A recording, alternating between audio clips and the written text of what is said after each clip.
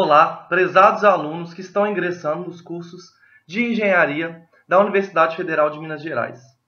É com muito prazer que eu venho aqui gravar essa pequena aula inaugural para apoiar o projeto ENGE 200 em que vocês estão ingressando. Eu espero que a nossa troca seja muito rica e que eu possa ajudar vocês a concluir e solucionar os 4 desafios que nós vamos propor nesta aula. Que vocês possam tirar bom proveito dos seus monitores, dos seus professores e de nós, analistas ambientais da Gerência de Meio Ambiente da FIENG, que estamos à disposição para ajudá-los. Meu nome é João, sou engenheiro ambiental, especialista em sustentabilidade em cidades, edificações e produtos e sou mestrando em cidades inteligentes e sustentabilidade. Atuo na Gerência de Meio Ambiente da FIENG, no Núcleo de Gestão e Tecnologias Ambientais e vou estar com vocês aí, junto com outros profissionais da área, para poder apoiar nesse projeto. Vamos lá? Bom, pessoal, como eu disse, eu estou aqui para dar a aula inaugural para vocês no desafio de introdução do ENGE 200. Bom, essa aula vai servir para falar um pouquinho sobre os grandes assuntos que serão abordados, que vão ajudar vocês a levar a solução das dúvidas e a solução dos 4 desafios que vamos propor. Vamos falar um pouquinho também sobre cada um destes desafios, trazer algumas reflexões e o que está acontecendo no mundo acerca deles. Para começar, eu queria falar um pouquinho sobre como que é essa parceria entre a FIENG, que é a Federação das Indústrias do Estado de Minas Gerais, e a UFMG. Bom, como vocês bem sabem, a UFMG ela está organizando e executando as suas aulas. Também vão ter monitores que vão apoiar cada uma das equipes que serão formadas, e eles vão coletar e triar as dúvidas que vocês tiverem ao longo deste desafio, ao longo desse semestre.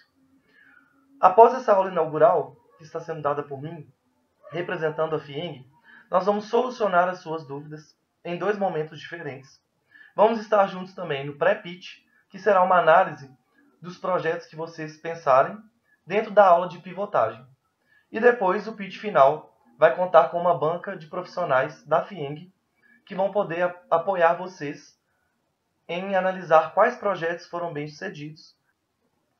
Primeiro, eu queria falar sobre a comissão técnica que foi formada para poder apoiar vocês nesses projetos.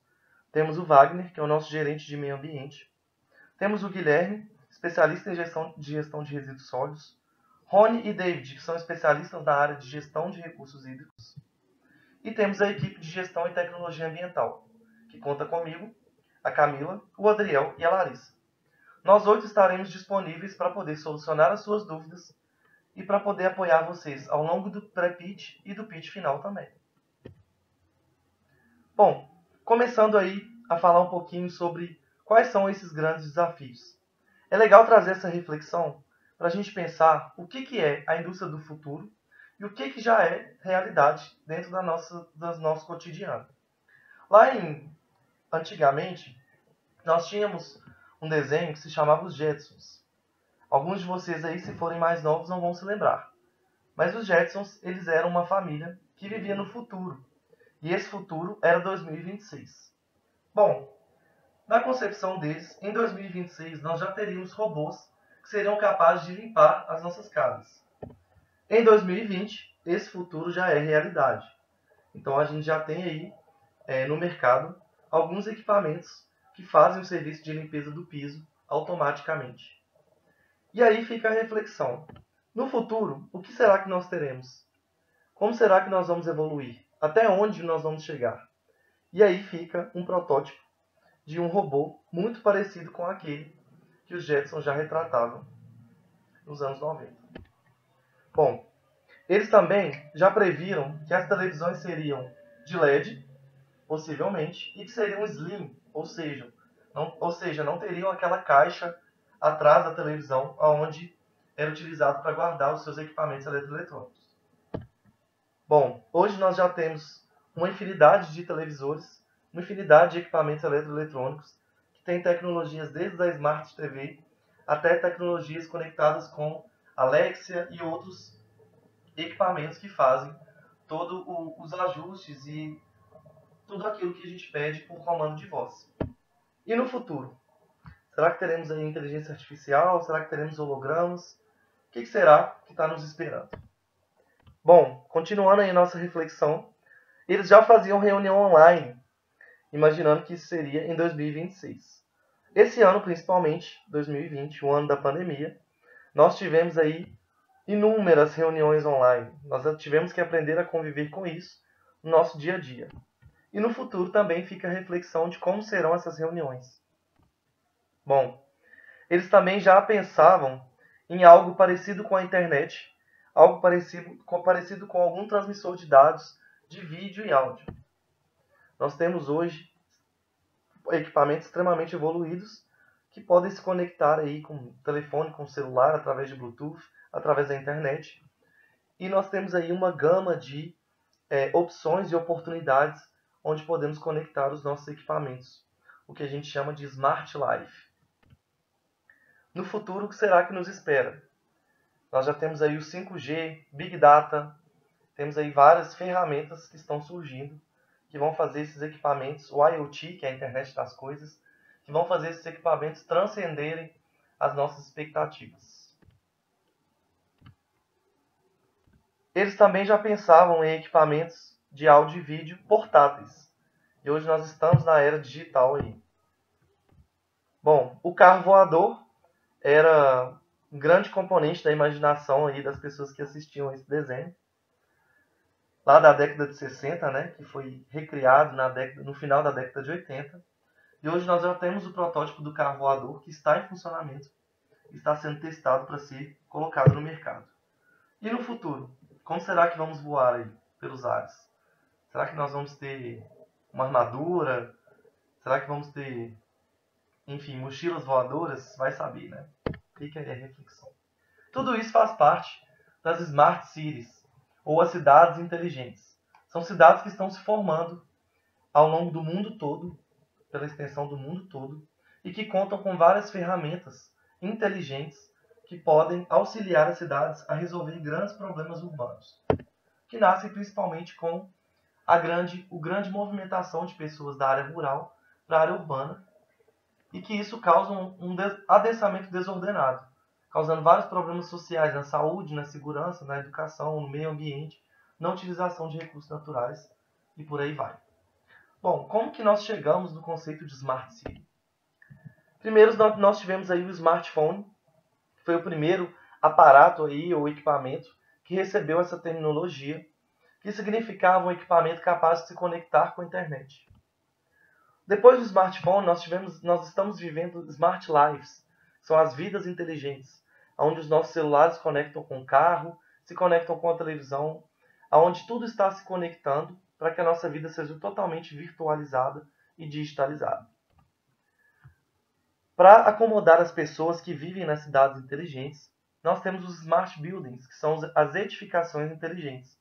São os prédios que já têm todo o sistema de iluminação automatizado, sistema de câmeras automatizado, sistema inteligente de ar-condicionado, painéis solares, elevadores inteligentes, painéis de controle, e tudo isso interligado de uma forma em que o prédio pensa por si mesmo. E facilita muito a vida de quem mora lá. Um exemplo disso seria você poder não pensar nos seus resíduos, não ter que pensar em descartar os seus resíduos, porque o próprio prédio já faz uma estimativa da quantidade de resíduos que será gerado por unidade familiar. E isso já pode fazer com que ele procure a destinação adequada desses resíduos de forma automática. Tudo isso unificado é capaz de criar a Smart City, que é a cidade inteligente, as cidades do futuro. Uma definição de Smart City por Washburn et al. Em 2010 é: cidades que fazem uso de tecnologia de computação inteligente para proporcionar serviços que são críticos para a cidade, como administração pública, educação, saúde, segurança, imobiliário, transporte e utilitários, de uma forma inteligente, interconectada e eficiente. Os pilares da Smart City são mobilidade, sociedade, qualidade de vida, meio ambiente, governança e economia. E eu queria chamar a atenção para esses 3 pilares aí. Principalmente economia, sociedade e meio ambiente, que formam o pilar de sustentabilidade, que é o conceito que a ONU nos trouxe e é amplamente divulgado e aceito no mundo todo. Algumas ferramentas da cidade inteligente. Nós temos o Big Data, que são equipamentos que têm a capacidade de processar uma grande quantidade de dados em um tempo de resposta muito baixo. Cloud Computing, que é a computação em nuvem. Nós estamos muito acostumados com a computação em nuvem, que pode armazenar uma grande quantidade de dados. Temos a Fog Computing, que é um avanço da computação em nuvem, que é a computação em névoa, que vai trazer para você aí o processamento de dados no local de sua captura. Então, um exemplo disso seriam os postes na cidade de Pádua, na Itália, que os próprios postes já têm sensores de iluminação, controle de temperatura, controle de qualidade do ar e muitos outros, e eles já processam esse dado no próprio sensor que é colocado nos postes e já envia para uma central com o dado processado. Ou seja, a central só serve para tomar as decisões necessárias, mas os próprios dados já são computados, compilados e processados aonde eles são captados.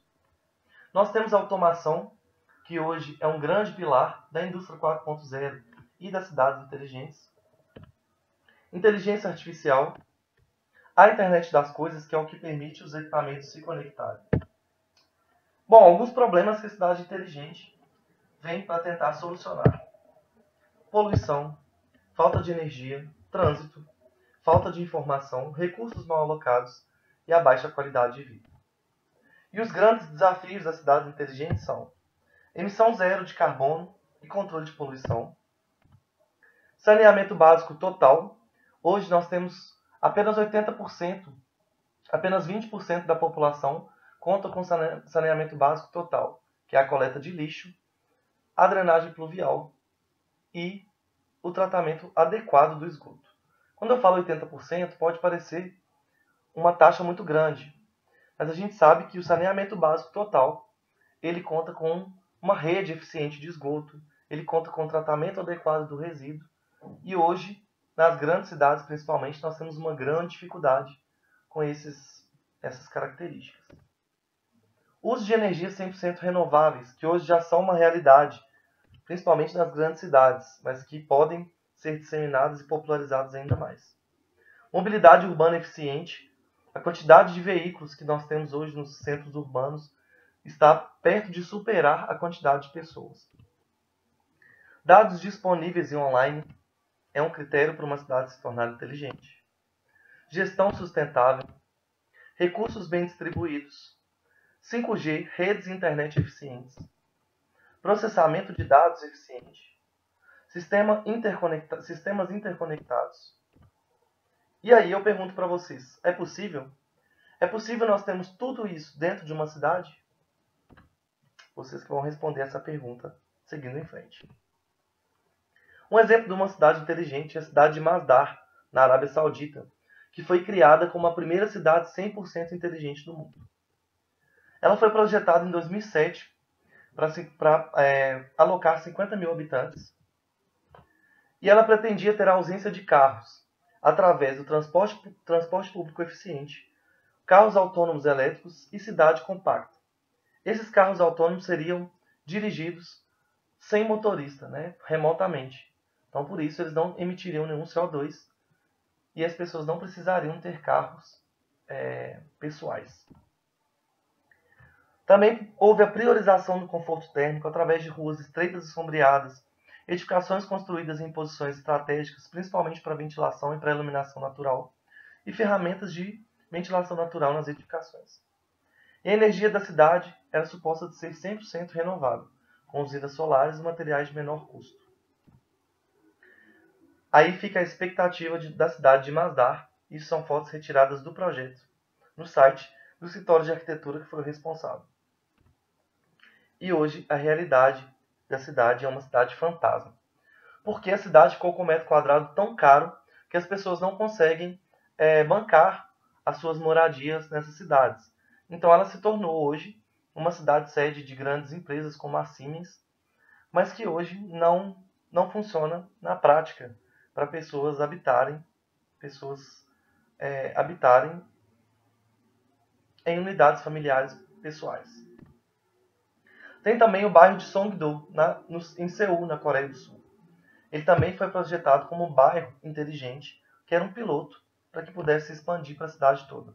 Custou 40 bilhões de dólares, tem 40% de área verde, trânsito 100% automatizado, coleta de lixo via tubo pneumático e edificações com painéis digitais de consumo de água e energia. Esta é a realidade. Esses são relatos retirados de um livro escrito por Figueiredo em 2018, onde as pessoas falaram que o custo imobiliário é muito alto, que esqueceram a parte do Siri. Eles se preocuparam tanto com o Smart que esqueceram a parte do Siri. Pessoas relatando que acham a cidade sem vida e que as ruas são desertas. Aí está o ranking das cidades inteligentes do Brasil. Em primeiro lugar, ficando com Curitiba. Em segundo, com São Paulo. Terceiro lugar, em Vitória. E nossa Belo Horizonte está em sétimo lugar, atualmente. Eu pergunto para vocês, é possível Belo Horizonte se tornar uma cidade 100% inteligente? É possível as grandes cidades se tornarem inteligentes?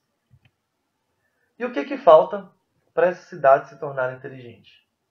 Bom, eu deixei o ícone do Instagram aí, não foi por acaso. Queria saber de vocês se falta tecnologia. Hoje nós temos N tecnologias sendo utilizadas e um exemplo delas são as redes sociais, que hoje contam com leitura de face, contam com Big Data, processamento, inteligência artificial, machine learning e outras ferramentas que fazem com que as nossas tecnologias consigam criar redes sociais extremamente inteligentes que captam as nossas personalidades e conseguem trazer resultados e retornos à medida que a gente usa essas ferramentas. Será que faltam pessoas? Fica aí algumas pessoas que são exemplos de pessoas que são extremamente inteligentes e antenadas para as tendências mundiais.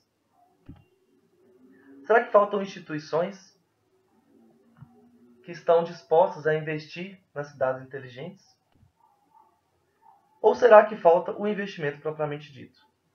E aí fica um relato, uma matéria, um dado de que Minas Gerais gera mais de 2 bilhões de reais por ano com serviços de tecnologia da informação. Bom, seguindo em frente, eu queria falar com vocês um pouquinho sobre sustentabilidade, que é um dos grandes pilares aí de uma cidade inteligente. E é onde nós vamos focar daqui para frente. Para uma cidade ser sustentável, para um país ser sustentável, ele precisa equilibrar esses 3 pilares aí.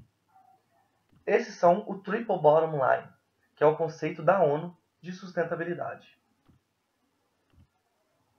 Temos também o conceito de desenvolvimento sustentável, que é equilibrar as atividades humanas e a geração de recursos financeiros com o uso dos recursos naturais em uma balança, sem que a exploração dos recursos naturais ultrapasse a capacidade de autodepuração da atmosfera e do nosso planeta. Pensando nisso, a ONU lançou os Objetivos do Desenvolvimento Sustentável e a Agenda 2030. A Agenda 2030 são metas em que os países se comprometeram a cumprir até 2030. Então nós temos aí 17 objetivos. Dentro desses objetivos existem as metas. E eu sugiro que vocês pesquisem um pouco mais a respeito dos ODS, para que vocês se interem desses objetivos aí. Bom, agora já partimos para os desafios. Nós queremos propor para vocês 4 desafios que vocês vão ser instigados e apoiados a solucionar ao longo desse semestre. O primeiro deles é a respeito das chuvas. Como minimizar os impactos causados pelas chuvas nas áreas com risco de alagamento em Belo Horizonte. Hoje é um grande desafio que nós vemos todo ano aí sendo discutido na mídia e que tem pouco investimento e apoio, para poder ser solucionado. Nós temos também a tendência do ecodesign, que é substituir plásticos de embalagens de alimentos, mantendo a mesma qualidade. Temos também o grande desafio de melhorar a qualidade do ar nos centros urbanos e a transição dos veículos a combustão por veículos elétricos, principalmente nos centros urbanos. E qual que é a sua infraestrutura necessária? Vocês vão ser convidados a formar grupos e escolher um desses 4 desafios para serem solucionados com o apoio dos monitores do ENGIE 200 e das aulas que serão ministradas dentro desse projeto ao longo do semestre. Um dos desafios, então, é o impacto das chuvas nos grandes centros urbanos. Bom, nós temos aí algumas notícias que vão trazer um pouco do grande problema que é as chuvas e os alagamentos causados por elas, em cidades que não têm uma infraestrutura adequada. Os índices históricos de 110 anos, então a famosa chuva dos 100 anos, que está aí cada vez mais frequente nos grandes centros urbanos. O volume registrado de chuva nessa matéria específica foi 935 milímetros, quase 3 vezes a média registrada no mês de janeiro nos últimos 30 anos. A segunda matéria fala que após as chuvas, BH entrou em alerta geológico até o dia 31 de janeiro deste ano. Em Belo Horizonte, os impactos de um grande volume de chuva são agravados pelo fato da cidade ter crescido em cima de uma grande malha fluvial. Nós sabemos que Belo Horizonte tinha vários rios e que eles foram canalizados para a construção de vias e rodovias. Bom, e temos aí a quarta notícia que fala sobre as avenidas que foram interditadas por causa dos alagamentos. Será quais são os motivos por esse grande problema de alagamentos? Qual o grau de participação das engenharias e de nós engenheiros? O que nós podemos fazer para prevenir e para solucionar esse problema? Será que o crescimento desordenado da cidade, pavimentação incorreta das ruas, canalização dos cursos de água, planejamento urbanístico inadequado ou desatualizado, omissão dos nossos gestores públicos ou simplesmente o desinteresse da sociedade pelo tema? Fica aí para vocês refletirem e pensarem quais são os grandes problemas e os grandes motivos. Algumas reflexões e desafios que precisamos passar e transpor para conseguir resolver esse problema. O que aprendemos e como vamos conviver com esse passivo? Como replanejar e desalojar as edificações? Será que as mudanças climáticas são originadas da interferência do homem ou do ciclo natural da Terra? E no futuro, seremos capazes de manipular a intensidade das chuvas? Temos aí uma notícia que uma empresa de São Paulo descobriu uma forma de fazer chuva artificial com um avião bimotor. Foi desenvolvida por brasileiros e essa técnica é considerada não poluente pela ONU. A próxima etapa seria provocar tempestade em áreas do semiárido brasileiro. Eles tentaram fazer com que as chuvas sejam causadas artificialmente em locais que precisam de água, de uma forma que elas não serão causadas com grande intensidade nos grandes centros urbanos. A empresa bombardeia nuvens com água para barrar as chuvas em São Paulo durante o carnaval. Olha que inovador e que perigoso essa tecnologia também. Um radar é capaz de captar nuvens carregadas de água com potencial de chuva que se deslocam em direção a São Paulo.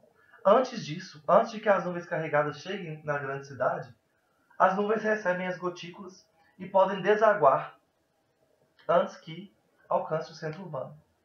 Os especialistas dizem que vai conseguir alguns ajustes, mas não vai conseguir fazer o Carnaval dos Sonhos, que seria um carnaval sem chuvas. Falando um pouco sobre a resiliência dos locais que recebem essas grandes intempéries, como tsunami, chuvas e os temporais. Bom, o Japão é um grande exemplo de um país que tem várias ferramentas e várias estratégias para conseguir transpor esses intempéries das mudanças, principalmente causadas pelas mudanças climáticas, como vulcões, tsunamis e terremotos.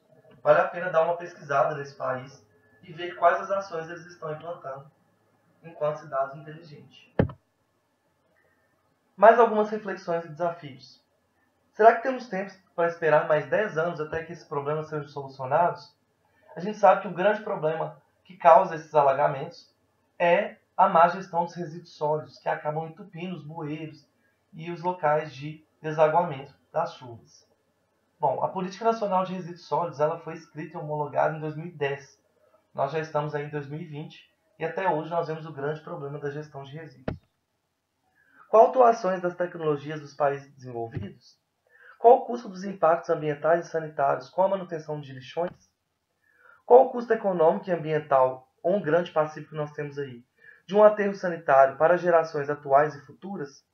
E é viável desperdiçar esse recurso energético?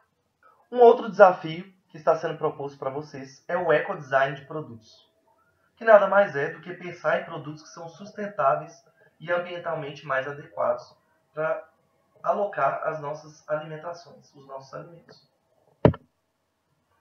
O grande problema que o ecodesign tenta solucionar é principalmente a gestão desordenada dos resíduos, que acabam impactando, causando grandes impactos aí, principalmente no mar e nos centros urbanos. A gente tem aí as ilhas de resíduos que estão sendo formadas pelo lançamento de resíduos no mar. Nós temos a mortandade de peixes da vida aquática totalmente ligado com a disposição de resíduos. Temos aí as praias que estão cada vez mais sujas e os centros urbanos estão também tendo grandes problemas de resíduos não destinados de forma adequada. O ecodesign de produtos, então, é o uso de produtos de menor impacto ambiental, que leva a consciência ambiental no desenvolvimento desses produtos. Prioriza por produtos que geram menos resíduos e gastem menos recursos, aumentam a competitividade das empresas e trazem o famoso marketing verde, que hoje é capaz de mover uma grande quantidade de pessoas que são movidas, que têm as suas compras movidas pelo marketing verde, que só compram por empresas que impactam menos o meio ambiente com seus produtos. Algumas notícias que estão aí bem em evidência na nossa sociedade. Os canudos de plástico são um grande exemplo de produto que está sendo bem visado para o ecodesign. Então, os canudos de plástico já foram proibidos em Contagem, mas BH ainda não tem uma legislação para a proibição desses canudos. Os comerciantes, então, estão fornecendo canudos de papel biodegradável e ou reciclável, além de outros, de metal, de macarrão e por aí vai. Em 6 meses, nova lei já retirou 1 bilhão de sacolas plásticas de supermercados no Rio. Nós vimos a temática das sacolas plásticas aí, bem em evidência, alguns anos atrás, e ainda é uma discussão que está sendo travada aí nos grandes centros urbanos entre ter sacolas plásticas ou não ter. Alguns supermercados já adotaram a não utilização de sacolas plásticas, mas a grande maioria ainda usa as sacolas. Restrição às sacolinhas plásticas vem mudando os hábitos dos consumidores, que usam sacolas retornáveis ou até mesmo caixas de papelão para guardar as suas compras. Alguns outros exemplos de ecodesign. E fica aí a pergunta se eles são todos viáveis. Quem já percebeu que o rolinho do papel higiênico ficou mais maleável? Será que por que eles fizeram isso, né? Será que é só para irritar a gente? Eu acredito que não. Bom, o rolinho do papel higiênico ficou mais maleável para que seja gasto menos matéria-prima, consequentemente cortando menos árvores e diminuindo o desmatamento legal e ilegal de árvores. Ele também faz com que o transporte seja mais eficiente. Por quê? Se antes o rolinho de papel higiênico era rígido, hoje, como ele é maleável, nós conseguimos colocar mais caixas de papel higiênico dentro de um mesmo caminhão. Com menos caminhões precisando rodar para entregar essas caixas de papel higiênico, nós temos menos emissão de CO2, menos utilização de combustível fóssil. E além disso, aumentamos a vida útil dos aterros. Se antes a capacidade dos aterros era de receber, digamos, uma hipótese, 1 milhão de rolinhos de papel higiênico rígidos, hoje ele consegue, pensando aí, 5 milhões de rolinhos de papel higiênico. Nós também temos a garrafinha cristal, que todo mundo conhece aí, que é aquela que depois que você bebe a água, você torce e ela reduz o volume de resíduo. Não sei se todo mundo gosta, mas também é um exemplo de ecodesign. Temos os canudos de macarrão e os outros vários canudos que eu já citei. E temos aí o grande problema das caixas de pasta de dente. Hoje nós compramos a caixinha de pasta de dente, várias juntas embrulhadas em um papel filme. Nós rasgamos o papel filme, rasgamos a caixinha de pasta de dente para utilizar apenas o que está dentro do tubinho de plástico. E todo o resto é destinado como resíduo. Bom, já existe o refil de pasta de dente disponível para ser comprado na internet, mas hoje ainda não é encontrado em Belo Horizonte algum refil eficiente de pasta de dente. Então a gente tem que continuar comprando aí a nossa famosa caixinha. Aí eu pergunto para vocês, o que tem que mudar de primeiro? A indústria ou a população? Nós temos que forçar a indústria a produzir produtos com ecodesign, ou a indústria tem que começar a produzir produtos com ecodesign para que a gente se force a comprá-los? Eu pergunto para vocês, se hoje tivesse no supermercado uma pasta de dente que viesse sem caixinha, vocês comprariam? E será que se a população não tivesse trazido à tona a mídia o problema dos canudos de plástico e do plástico nos mares, será que a indústria teria procurado soluções de canudos que não são de plástico? Fica aí para vocês refletirem também. E qual será o impacto da pandemia na nossa geração de resíduos e no ecodesign dos produtos? Queria que vocês pensassem um pouquinho em como mudou o estilo de vida de vocês, do ponto de vista de consumo de produtos ao longo da pandemia. Nós ficamos muito tempo presos dentro de casa, consumindo muitas alternativas em delivery. E isso, com certeza, causou um grande aumento na geração de resíduos dentro das nossas casas. Algumas reflexões e desafios que temos que transpor. O que falta para as pessoas se adequarem aos novos padrões de vida que geram menos resíduos? Como mudar o nosso estilo de vida para causar menos impacto? Como lidar com a quantidade de lixo plástico gerado todo ano? E será que não gerar resíduo é a resposta? É possível não gerar resíduo? Fica aí para vocês refletirem.